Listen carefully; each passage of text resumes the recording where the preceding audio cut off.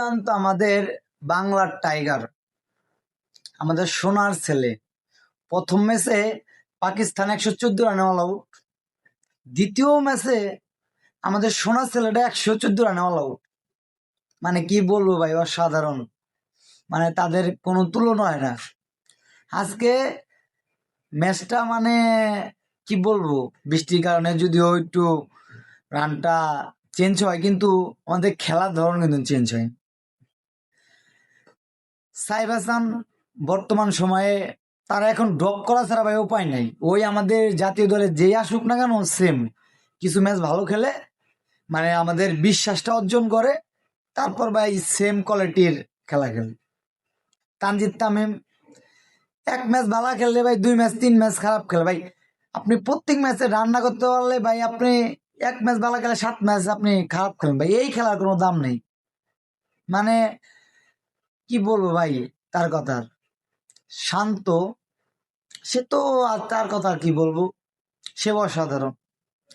লিটন দাস মানে ওপেনিং থেকে তিনে, তিনের থেকে ছয়ে, মানে তার পজিশন চেঞ্জ হচ্ছে কিন্তু তার খেলার কোনো ধরন চেঞ্জ হচ্ছে না, এই অবস্থায় আছে। আফিফ হোসেন ধ্রুব, সেও অনেকদিন পর অন্য দলে চান্স পায়, ডাক পায়, কোনো চেঞ্জ নেই। রিশাদ রিশাদ আমাদের রিশাদ লেগ স্পিনার, বোলিং এও কিছু করতে পারতেছে না, ব্যাটিং এও কিছু না।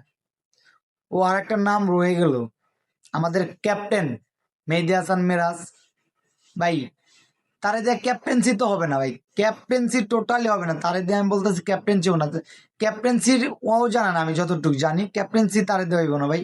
ও তো তারে ক্যাপ্টেন্সি দিলে অনেক, মানে ওই মিরপুর যে ক্রিজটা সেটা আমাদের বলতে গেলে চলে, আমাদের রাজত্ব ছিল।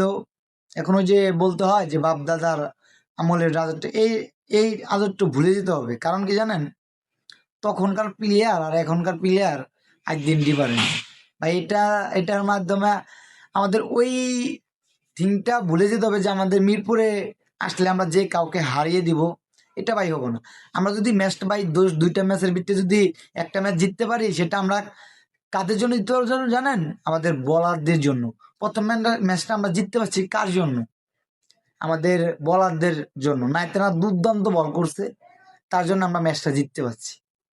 আজকে দেখেন আমাদের ব্যাটিং লাইনটা দেখেন, ও মানে 114 রানে অল আউট, 114 রানে অল আউট মিরপুরে। কি বলবো, মানে তাদের আসলেই কি বলা উচিত, তাদের কিছু বললে তাদের গায়ে লাগে। মানে খেলা পারুক আর না পারুক, তারা কিন্তু মানে কথা বলতে পারে, খুব তাদের সম্মানে লাগে, আঘাত লাগে। আর এই যে আমরা দর্শক যে তাদের খেলা দেখি, টাকা খরচ করে তাদের জন্য যে টিভির সামনে বসে থাকি, আমাদের এটা কিছু না। এখন আর নাই আগের সেই ক্রিকেটটা, আর নাই আগের মতো ভালোবাসা, আর নাই।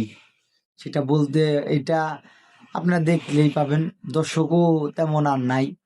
তো এই সামনের দ্বিতীয় অন্য ম্যাচটা, মানে যেহেতু এক গ্রহ হলো, মনে হয় না, এখন আমি যতটুক জানি আমাদের সাথে মনে হয় পাড়ার যে প্লেয়ার গুলো আছে, তারা যদি আইসা